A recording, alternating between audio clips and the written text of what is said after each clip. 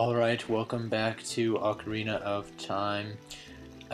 It's a long story. I have a long story to tell, so bear with me.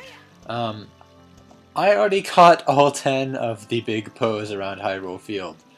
Basically, I tried recording me catching the Poes twice, and Audacity just randomly shut down, so I lost everything, and I wasn't really in the mood to do everything over again because these Poes are incredibly difficult to catch. But I'll just go around and show you the locations of all of them. So this is the first one right by the signpost where the road forks. That's the first one. Another one is over here on this ledge right here by the entrance to Kakariko Village. If you go on this ledge, it'll appear. Another one is over by this wall. If you can see on the map for better reference, that's great. If you actually go like right here at this corner of the wall right here, that's where another one is.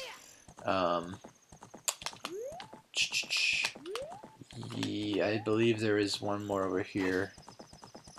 Maybe not. No, that's all there is over here. But going over here, there should be a silver boulder around here. Another big Poe is like right here. Spawns right there. There are two in this little tree area over here. One of them is by this tree right here. Another one of them is by this brown boulder. It's in between this boulder and this tree right here that I'm facing. Another one is kind of by the entrance to Gerudo Valley. I'll show you exactly where at. It's where this path forks, so just a little bit further. Right about here is where another one is. And yet another one is right by this tree right here, so they're pretty close together. Let's see. There's only two more. One of them is near the entrance to Lon Lon Ranch, and it's right in between the ranch and this tree here, so. And then the last one is over here in this corner where we got our piece of heart from bombing that tree. It's right around here. If you just run through this area, like past this little bush, burnt bush thing, then you'll find it. So, basically I have caught all 10 of them. I've turned 9 of them in, so I'm going to go ahead and go sell the last one so I can get my reward. So let's just go to Hyrule Castle Town and go to the Poe, or the Ghost Shop or whatever, I don't know. Here we go. Yeah, I'm sorry that I couldn't get any footage of me actually catching the ghost, but it's just a big hassle, and I haven't had a lot of luck recording anything today, so I don't know. Here we go. Sir, I have your Poe. Oh, you brought a Poe today. Very interesting. This is a big Poe. I'll buy it for 50 rupees. On top of that, I'll put 100 points on your card. If you earn 1,000 points, you'll be a happy man. Wait a minute. Wow! You have earned 1,000 points.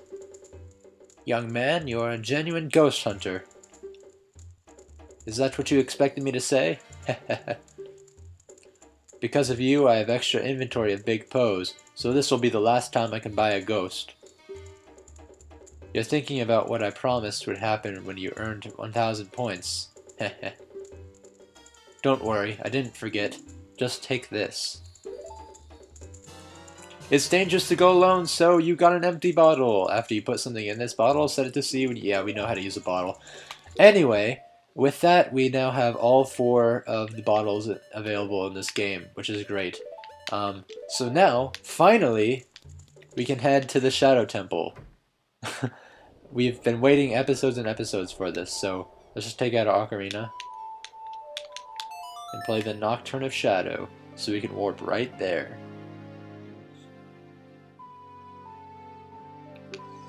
Yes, I would like to warp to the graveyard, and finally, Navi can stop bothering me about playing the Nocturne of Shadow. Thank God. Knowing her, though, she'll probably tell me once I'm running down here. Okay, so in here, there will be a little shrine, and if you look down, you'll see like a fire symbol. I believe that's actually the symbol that's featured on the fire medallion.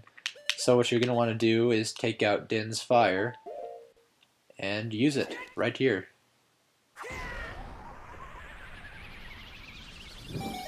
And that will light all of the torches simultaneously, opening the door. I'm not sure if you can do this with fire arrows. You might be able to, but it would be extremely difficult and extremely tedious, so I don't recommend it. Just use Din's fire. Okay, so here we are, finally, in the Shadow Temple. This place, I'm just going to change it to the green tunic. I don't know why, it just bothers me being the blue one. But this place is freaky as hell. The music, for one, if you listen closely, is creepy.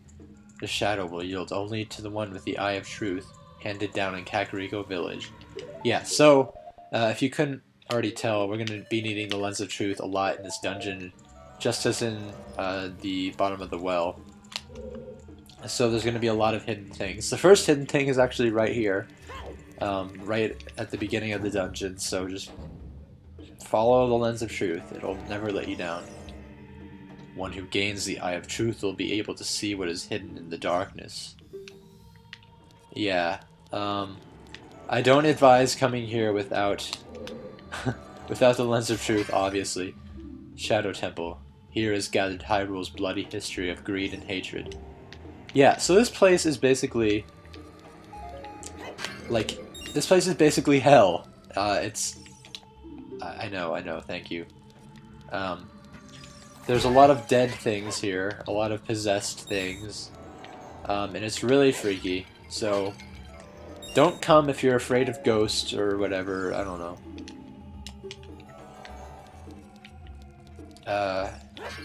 Here we go. And we have yet another fight with Dead Hand, so to initiate the fight you just have to get grabbed, there's no other way. No way to get out of it. Oh, come on man, let go of me. Yeah, this one's a bit more difficult than the one as a child because the hands are much closer together than they were in the bottom of the well, and so it's a lot harder to just escape and stay free of the hands. But still not a very hard mid-boss. Yeah, not much to say, because we already fought this guy. I will say, though, that this is a most disturbing boss fight. Probably the most disturbing boss fight that I've ever experienced in my life. That's saying a lot. Don't touch me, don't touch me. Okay, come down here. Bring your ugly face down here, Dead Hand. Alright. Ew, he has to make like that gross noise too, like. And the chest appears. Dead Hand's limp body. Let's just see what's in here.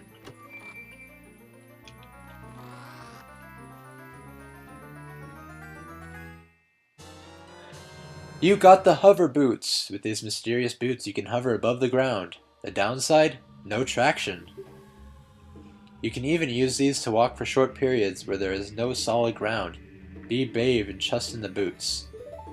Okay, this is actually the item of the dungeon. Don't believe me? Well, that's your problem, but it is kind of odd that we're getting the item of the dungeon so early on. But as you can see, when the hover boots are equipped, you don't have very much traction, so you have to be kind of careful not to slip into anything dangerous. But with the hover boots, what? That was weird. With the hover boots, you can also float, like the name suggests, over areas that have no solid ground. I'll demonstrate. Normally you wouldn't be able to get to that platform over there. However, with the hover boots, So apparently with the hover boots you still can't get there. I think I just didn't do it right. Let's try that one more time, and then we can end the episode on a good note. There we go. The magic of the hover boots, ladies and gentlemen. So yeah, they don't allow you to hover forever, but they do allow you to get some pretty decent air. Oh, I didn't get to hear what he said. Oh well. In the next episode of Ocarina of Time, we will delve into the Shadow Temple. I will see you then.